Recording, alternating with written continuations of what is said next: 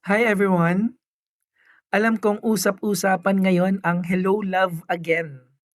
Yung kwento ng pag-ibig, sakripisyo at ang mga hindi inaasahang twist sa buhay.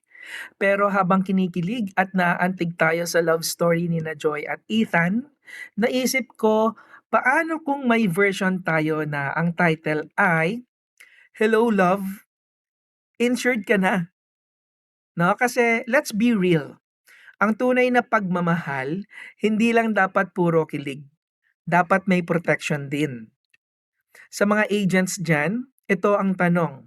Paano natin maikukwento ang ganitong klasing pagmamahal sa mga clients natin? Sa movie, may mga lines si Ethan na sobrang tumama tulad ng sa buhay, may mga bagay na dapat ipaglaban at may mga bagay na dapat bitawan. 'Di ba? As insurance agents, tayo yung nandito para ipaglaban ang future ng mga kliyente natin. Na kahit anong mangyari, may backup plan sila. Kasi kapag mahal mo, hindi mo basta-basta bibitawan. Lalo na sa pagdating sa security ng mga mahal nila sa buhay. Imaginein mo to, si Joy at Ethan, nag-iisip sila ng long term para sa isa't isa.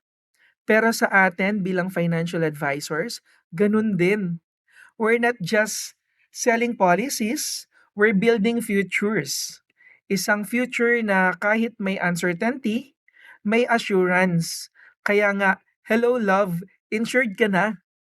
Kasi love na love mo yung family mo and gusto mo na kahit anong mangyari, may nakaalalay.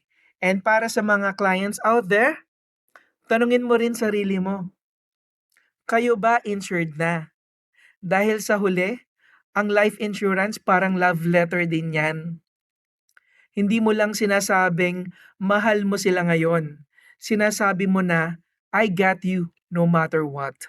So, sa lahat ng agents dyan, no, let's make every policy an extension of love. Let's inspire our clients to say, hello love, insured ka na. No, not just for themselves, pero para sa mga taong mahal nila. Kasi yan ang tunay na happy ending na walang katapusan. See you in the next video and remember, hindi sapat ang hello love. Dapat may kasamang insured ka na. Kaya kung hindi pa, let's make it happen.